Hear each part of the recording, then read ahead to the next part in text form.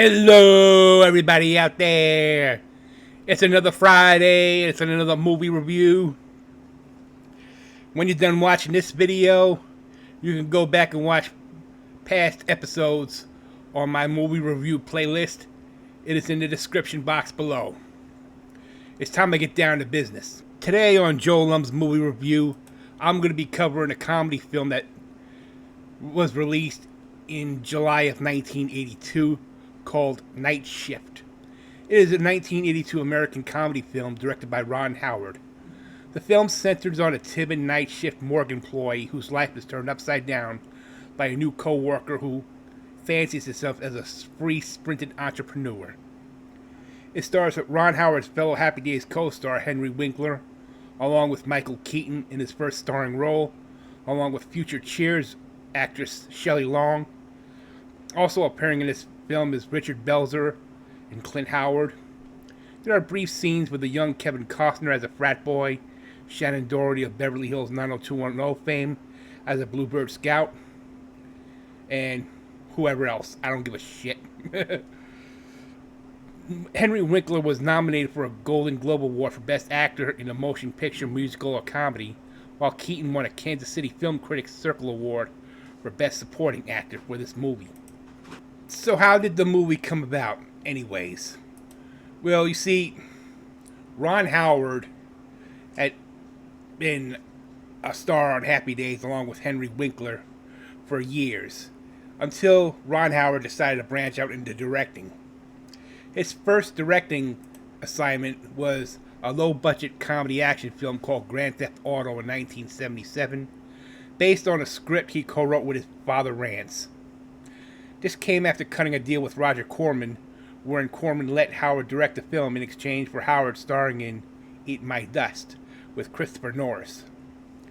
Howard went on to direct several TV movies for NBC between 78 and 82, including a 1980 TV movie Skyward with Bette Davis. His big directorial break came in 82 with Night Shift, featuring Michael Keaton, Shelley Long, and Howard's Happy Days co-star Henry Winkler, the Fonz. The screenplay for this movie was written by Lowell Gans, who did a lot of episodic television and theater, alongside Babaloo Mandel, Mark Babaloo Mandel. He wrote episodic television comedy and then feature films and theater, all that other stuff as well. I think their greatest claim to fame came many years later when they did the movie City Slickers with Billy Crystal. The movie was produced by Brian Grazer, who had produced movies such as Splash and Apollo 13, among others. So, that's all I got for information on this movie. The plot of this movie was Charles Chuck Lumley, formerly a successful stockbroker, has found a refuge from the ulcer-inducing Wall Street rat race in his job as an attendant at a New York City morgue. His displeasure at being promoted to a night shift supervisor was to make room for his boss's nephew Leonard, is exacerbated by the irrational exuberance of Bill Blazejowski, his new co-worker. They are inspired by the plight of Chuck's prostitute neighbor, Belinda, to apply Chuck's financial acumen and Bill's entrepreneurial spirit to open a prostitution service headquartered at the morgue. Chuck falls in love with Belinda, but their relationship becomes complicated when Belinda refuses to quit prostitution. Chuck's passiveness keeps him from telling Belinda he loves her. Meanwhile, Chuck and Bill's foray into the prostitution business draws the ire of dangerous pimps who come to the morgue and threaten to kill Chuck. Bill inadvertently leads two undercover cops to the morgue where Chuck is being assaulted by the pimps. A shootout ensues. Chuck and Bill are rescued but are also arrested for promoting prostitution. Because their arrest would be a political embarrassment, the two men are offered their old jobs back and a dismissal of all charges. Chuck accepts this, but Bill sees this as an opportunity to bargain with the mayor's office.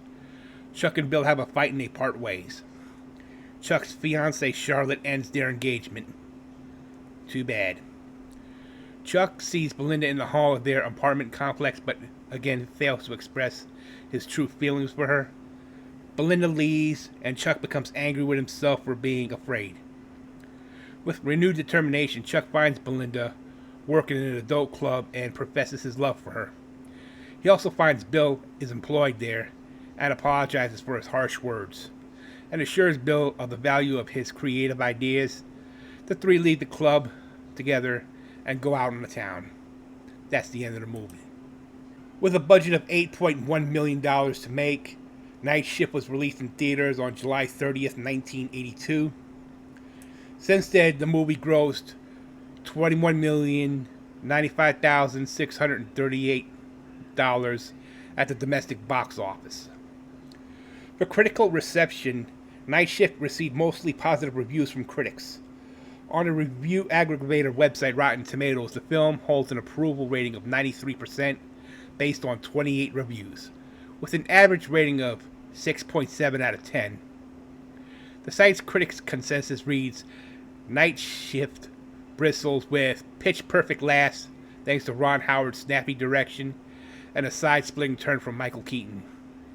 On a Metacritic, the film has a weighted average of 62 out of 100 based on 11 reviews, indicating generally favorable reviews.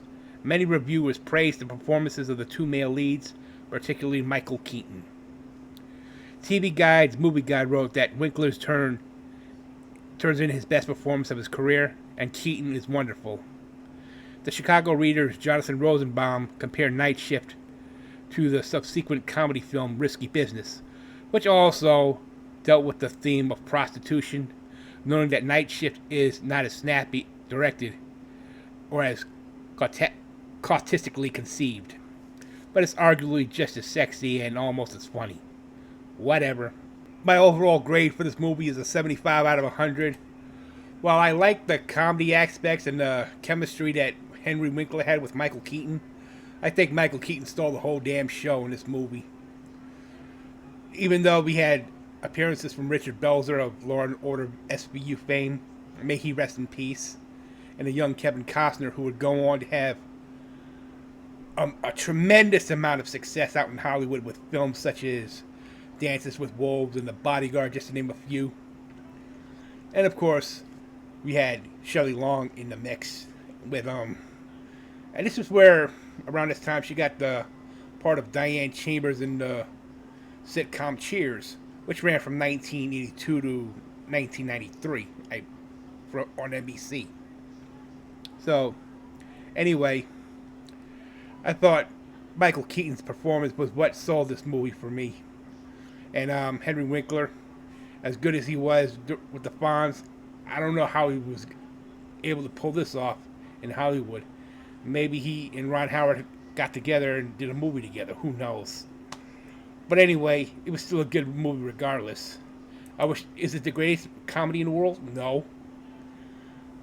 So, let's leave it at that. This has been Joe Lum's Movie Review. No.